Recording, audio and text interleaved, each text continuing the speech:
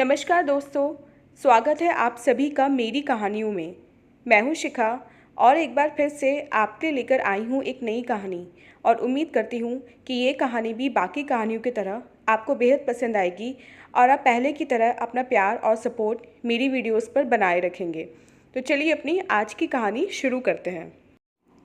12 साल की स्वरा शाम में खेल कूद कर वापस आई। दरवाजे की घंटी बजाई तो सामने किसी अजनबी युवक को देखकर चकित रह गई। तब तक अंदर से उसकी माँ सुदीपा बाहर निकली और मुस्कुराते हुए बेटी से कहा, बेटे, ये तुम्हारी मम्मा के फ्रेंड अविनाश अंकल हैं। नमस्ते करो अंकल को। नमस्ते मम्मा के फ्रेंड अंकल, कहकर हौले से मुस्कुराकर वह अपने कमरे में चली आई और बैठकर कुछ सोचने लगी। कुछ ही देर में उसका भाई विराज भी घर लौट आया। विराज स्वरा से 2-3 साल ही बड़ा था। विराज को देखते ही स्वरा ने सवाल किया, भैया आप मम्मा के फ्रेंड से मिले? हाँ मिला, काफ़ी यंग और चार्मिंग है। वैसे 2 दिन पहले भी आए थे, उस दिन तू कहीं गई हुई थी। वह सब छोड़ो भैया, आप तो मुझे ये बताओ कि वे मम्मा के बॉयफ्रेंड हुए ना? ये क्या कह रही है पगली, वह तो बस फ्रेंड है।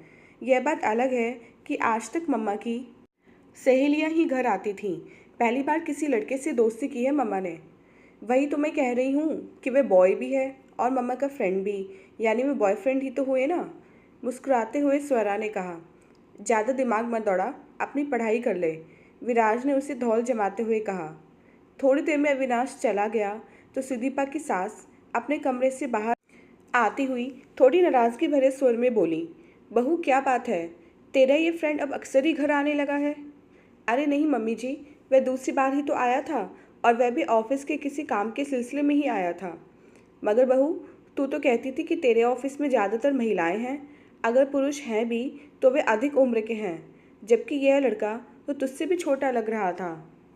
मम्मी जी, हम समान उम्र के ही हैं। अविनाश मुझसे केवल 4 महीने छोटा है। एक्चुअली हमारे ऑफिस में अविनाश का ट्रांसफ़र हाल ही में हुआ है। पहले उसकी पोस्टिंग हेड ऑफिस मुंबई में थी, सो उसे प्रैक्टिकल नॉलेज काफ़ी ज़्यादा है। कभी भी कुछ मदद की ज़रूरत होती है तो ये तुरंत आगे आ जाता है। तभी ये इतनी जल्दी सबका दोस्त बन गया। अच्छा मम्मी जी, आप बताइए आज खाने में क्या बनाऊँ? जो दिल करे बना ले बहू, पर देख, लड़कों को ज़रूरत से ज़्यादा मेलजोल बढ़ाना सही नहीं होता। तेरे भले के लिए ही कह रही हूँ बहू। अरे मम्मी जी, आप निश्चित रहिए, अविनाश बहुत अच्छा लड़का है, कहकर हंसती हुई सुदीपा अंदर चली गई, मगर सास का चेहरा बना रहा। रात में जब सुदीपा का पति अनुराग घर लौटा तो खाने के बाद सास ने अनुराग को कमरे में बुलाया और धीमी आवाज़ में उसे अविनाश के बारे में सब कुछ बताने लगी। अनुराग ने माँ को समझाने की कोशिश की, माँ, आज के समय में महिलाओं और पुरुषों की दोस्ती आम बात है। वैसे भी आप जानती ही हो सुदीपा कितनी समझदार है, आप टेंशन क्यों लेती हो माँ? बेटा, मेरी बूढ़ी हड्डियों ने इतनी सारी दुनिया देखी है जितनी तो सोच भी नहीं सकता। स्त्री पुरुष की दोस्ती यानी घी और आग की दोस्ती। आग पकड़ते समय नहीं लगता बेटे। मेरा फ़र्ज़ था तुझे समझाना, सो समझा दिया। डोंट वरी माँ, ऐसा कुछ नहीं होगा। अच्छा मैं चलता हूँ सोने। अविनाश माँ के पास से तो उठ आया, मगर कहीं ना कहीं उनकी बातें देर तक उसके जहन में घूमती रहीं। वह सुदीपा से बहुत प्यार करता था और उस पर पूरे यकीन भी था, मगर आज जिस तरह माँ शक जाहिर कर रही थी उस बात को वह पूरी तरह इग्नोर भी नहीं कर पा रहा था। रात में जब घर के सारे काम निपटाकर सुदीपा कमरे में आई तो अविनाश ने उसे छेड़ने के अंदाज में कहा, माँ कह रही थी आजकल आपकी किसी लड़के से दोस्ती हो गई है और वह आपके घर भी आता है। पति के भाव समझते हुए सुदीपा ने भी उसी लहजे में जवाब दिया, जी हाँ, आपने सही सुना है। वैसे माँ तो यह भी कह रही होंगी कि कहीं मुझे उससे प्यार ना हो जाए और मैं आपको चीट ना करने लगूँ। हाँ, माँ की सोच तो कुछ ऐसी ही है, मगर मेरी नहीं। ऑफिस में मुझे भी महिला सहकर्मियों से बात करनी पड़ती है, पर इसका मतलब यह तो नहीं कि मैं कुछ और सोचने लगूं। मैं तो मजाक कर रहा था। I know and I love you, प्यार से सुदीपा ने कहा। ओहो, चलो इसी बहाने ये लफ्ज़ इतने दिनों बाद सुनने को तो मिल गए, अविनाश ने उसे बाहों में भरते हुए कहा। सुदीपा खिलखिलाकर हंस पड़ी। दोनों देर तक प्यार भरी बातें करते रहे। वक्त इसी तरह गुजरने लगा। अविनाश अक्सर सुदीपा के घर आ जाता। कभी कभी दोनों बाहर भी निकल जाते।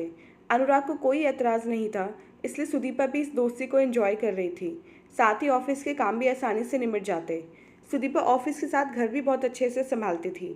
अनुराग को इस मामले में भी पत्नी से कोई शिकायत नहीं थी, पर माँ अक्सर बेटे को टोकती ये सही नहीं है अनुराग, तुझे फिर कह रही हूँ, पत्नी को किसी और के साथ इतना घुलने मिलने देना उचित नहीं। माँ, एक्चुअली सुदीपा ऑफिस के कामों में ही अविनाश की हेल्प लेती है। दोनों एक ही फील्ड में काम कर रहे हैं और एक दूसरे को अच्छे से समझते हैं, इसलिए स्वाभाविक है कि काम के साथ साथ थोड़ा समय संग बिता लेते हैं। इसमें कुछ कहना मुझे ठीक नहीं लगता माँ। और फिर तुम्हारी बहू इतना कमा भी तो रही है। याद करो माँ, जब सुदीपा घर पर रहती थी तो कई दफ़ा घर चलाने के लिए हमारे हाथ तंग हो जाते थे। आखिर बच्चों को अच्छी शिक्षा दी जा सके, इसके लिए सुदीपा का काम करना भी तो ज़रूरी है ना। फिर जब वह घर संभालने के बाद काम करने बाहर जा रही है तो हर बात पर टोका टाकी भी तो अच्छी नहीं लगती ना। बेटे, मैं तेरी बात समझ रही हूँ, पर तू मेरी बात नहीं समझता। देख, थोड़ा नियंत्रण भी ज़रूरी है बेटे, कहीं बाद में तुझे पछताना ना पड़े। मुंह बनाते हुए माँ ने कहा। ठीक है माँ, मैं बात करूँगा, कहकर अनुराग चुप हो जाता। एक ही बात बार बार कही जाए तो वह कहीं न कहीं दिमाग पर असर डालती है। ऐसे ही कुछ अनुराग के साथ भी होने लगा था। जब काम के बहाने सुदीप और अविनाश शहर से बाहर जाते तो अनुराग का दिल बेचैन हो उठता। उसे कई दफ़ा लगता कि सुदीपा को अविनाश के साथ बाहर जाने से रोक ले या डांट लगा दे, मगर वह ऐसा कर नहीं पाता। आखिर उसकी गृहस्थी की गाड़ी यदि सड़क पर दौड़ रही थी तो उसके पीछे कहीं न कहीं सुदीपा की मेहनत ही तो थी।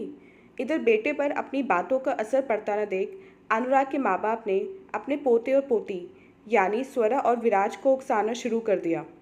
एक दिन दोनों बच्चों को बिठाकर वे समझाने लगे। देखो बेटा, आपकी मम्मा की अविनाश अंकल से दोस्ती ज़्यादा ही बढ़ रही है। क्या आप दोनों को नहीं लगता कि मम्मा आपको या पापा को अपना पूरा समय देने के बजाय अविनाश अंकल के साथ घूमने चली जाती हैं? दादी जी, मम्मा घूमने नहीं बल्कि ऑफिस के काम से ही अविनाश अंकल के साथ जाती हैं। विराज ने विरोध किया। भैया को छोड़ो दादी जी, पर मुझे भी ऐसा लगता है जैसे मम्मा हमें सच में इग्नोर करने लगी हैं। जब देखो ये अंकल हमारे घर आ जाते हैं या मम्मा को ले जाते हैं। ये सही नहीं। हाँ बेटे, मैं इसलिए कह रही हूँ कि थोड़ा ध्यान दो। मम्मा को कहो कि अपने दोस्त के साथ नहीं बल्कि तुम लोगों के साथ समय बिताया करें। उस दिन संडे था। बच्चों के कहने पर सुदीपा और अनुराग उन्हें लेकर वाटर पार्क जाने वाले थे। दोपहर की नींद लेकर जैसे दोनों बच्चे तैयार होने लगे तो माँ को ना देखकर दादी के पास पहुँचे। दादी जी, मम्मा कहाँ है, दिख नहीं रही। तुम्हारी मम्मा गई अपने फ्रेंड के साथ, मतलब अविनाश अंकल के साथ। हाँ, लेकिन उन्हें तो हमारे साथ जाना था। क्या हमसे ज़्यादा इम्पोर्टेंट बॉयफ्रेंड हो गया? कहकर स्वरा ने मुंह फुला लिया। विराज भी उदास हो गया। लोहा गर्म देख दादी ने हथौड़ा मारने की गरज से कहा। यही तो मैं कहती आ रही हूँ इतने समय से कि सुदीपा के लिए बच्चों से ज़्यादा महत्वपूर्ण वे पराया आदमी हो गया है। तुम्हारे बाप को तो कुछ दिखाई ही नहीं देता। माँ प्लीज़, ऐसा कुछ नहीं है, कोई ज़रूरी काम आ गया होगा, अनुराग ने सुदीपा के बचाव में कहा। पर पापा, हमारा दिल रखने से ज़रूरी और कौन सा काम हो गया भला, कहकर विराज अपने कमरे में चला गया। शाम को जब सुदीपा घर आई तो सब घर में सबका मूड ऑफ था। वह बच्चों के पास गई तो बच्चे बोले, आपने अपना वादा तोड़ा है और वह भी अविनाश अंकल की खातिर, हमें कोई बात नहीं करनी, कहकर दोनों वहाँ से उठकर चले गए। स्वरा और विराज माँ के अविनाश से इन नज़दीकों को पसंद नहीं कर रहे थे। वे अपनी ही माँ से कटे कटे से रहने लगे। गर्मी की छुट्टियों के बाद बच्चों के स्कूल खुल गए और विराज अपने हॉस्टल चला गया। इधर सुदीपा के सास ससुर ने इस दोस्ती का जिक्र उसके माँ बाप से भी कर दिया। सुदीपा के माँ बाप भी इस दोस्ती के खिलाफ थे। माँ ने सुदीपा को समझाया तो पिता ने भी अनुराग को सलाह दी कि उसे इस मामले में सुदीपा पर थोड़ी सख्ती करनी चाहिए और अविनाश के साथ बाहर जाने की इजाज़त कतई नहीं देनी चाहिए। इस बीच स्वरा की दोस्ती सोसाइटी के एक लड़के सुजय से हो गई। वह स्वरा से 2-4 साल बड़ा था, यानी विराज की उम्र का था।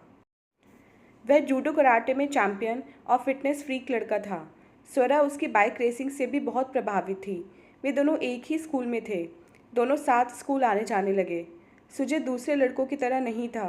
वह स्वरा को अच्छी बातें बताता, उसे सेल्फ डिफेंस की ट्रेनिंग देता, उसे स्कूटी चलाना भी सिखाता। सुजय का साथ स्वरा को बहुत पसंद आता। एक दिन स्वरा सुजय को घर ले आई। सुदीपा ने उसकी अच्छे से आवभगत की। सबको सुजय अच्छा लड़का लगा, इसलिए किसी ने स्वरा से कोई पूछताछ नहीं की। अब तो सुजय अक्सर ही घर आने लगा।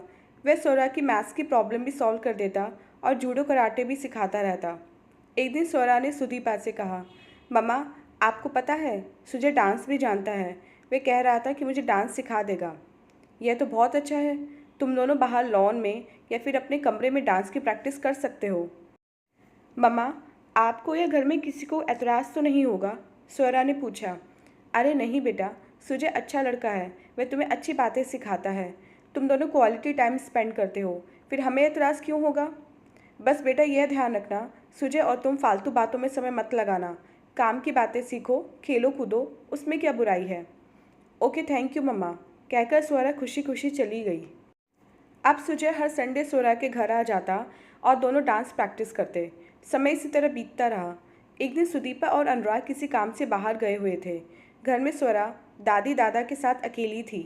किसी काम से सुजय घर आया तो स्वरा उससे मैथ्स की प्रॉब्लम सॉल्व कराने लगी। इसी बीच अचानक स्वरा को दादी के कराहने और बाथरूम में गिरने की आवाज़ सुनाई दी। स्वरा और सुजय दौड़कर बाथरूम पहुंचे तो देखा दादी फर्श पर बेहोश पड़ी है। स्वरा के दादा ऊंचा सुनते थे, उनके पैरों में भी तकलीफ रहती थी। वे अपने कमरे में सोए पड़े थे। स्वरा घबराकर रोने लगी तो सुजय ने उसे चुप कराया और जल्दी से एम्बुलेंस वाले को फ़ोन किया। स्वरा ने अपने मम्मी डैडी को भी हर बात बता दी। इस बीच सुजय जल्दी से दादी को लेकर पास के अस्पताल भागा। उसने पहले ही अपने घर से रुपए मंगा लिए थे। अस्पताल पहुंचकर उसने बहुत समझदारी के साथ दादी को एडमिट करा दिया और प्राथमिक इलाज शुरू कराया। उनको हार्ट अटैक आया था। अब तक स्वरा के माँ बाप भी हॉस्पिटल पहुंच गए थे। डॉक्टर ने सुदीपा और अनुराग से सुजय की तारीफ करते हुए कहा, इस लड़के ने जिस फुर्ती और समझदारी से आपकी माँ को हॉस्पिटल पहुंचाया वह काबिल तारीफ है। अगर ज़्यादा देर हो जाती तो समस्या बढ़ सकती थी और जान को भी खतरा हो सकता था। सुदीपा ने बढ़कर सुजय को गले से लगा लिया। अनुराग और उसके पिता ने भी नम आंखों से सुजय का धन्यवाद कहा। सब समझ रहे थे कि बाहर का एक लड़का आज उनके परिवार के लिए कितना बड़ा काम कर गया। हालात सुधरने पर स्वरा की दादी को अस्पताल से छुट्टी दे दी गई। घर लौटने पर दादी ने सुजय का हाथ पकड़कर गदगद स्वर में कहा, आज मुझे पता चला कि दोस्ती का रिश्ता इतना खूबसूरत होता है। तुमने मेरी जान बचाकर इस बात का एहसास दिला दिया बेटे कि दोस्ती का मतलब क्या है। यह तो मेरा फ़र्ज़ था दादी जी, सुजय ने हंसकर कहा। तब दादी ने सुदीपा की तरफ देखकर ग्लानि भरे स्वर में कहा, मुझे माफ़ कर दे बहू, दोस्ती तो दोस्ती होती है, बच्चों की हो या बड़ों की। तेरी और अविनाश की दोस्ती पर शक करके हमने बहुत बड़ी भूल कर दी। आज मैं समझ चुकी हूँ कि तुम दोनों की दोस्ती कितनी प्यारी होगी। आज तक मैं समझ ही नहीं पाई थी। सुदीपा बढ़कर सास के गले लगते हुए बोली, मम्मी जी आप बड़ी हैं, आपको मुझसे माफ़ी मांगने की कोई ज़रूरत नहीं। आप अविनाश को जानती नहीं थीं, इसलिए आपके मन में सवाल उठ रहे थे।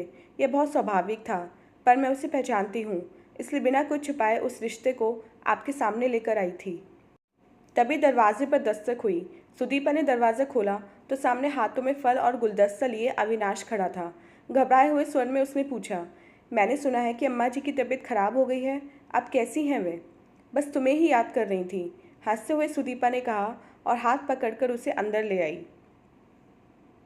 तो दोस्तों, ये थी हमारी आज की कहानी। उम्मीद करती हूँ ये कहानी आपको पसंद आई होगी। मिलते हैं अपनी नेक्स्ट कहानी के साथ, तब तक के लिए आज्ञा दीजिए। धन्यवाद।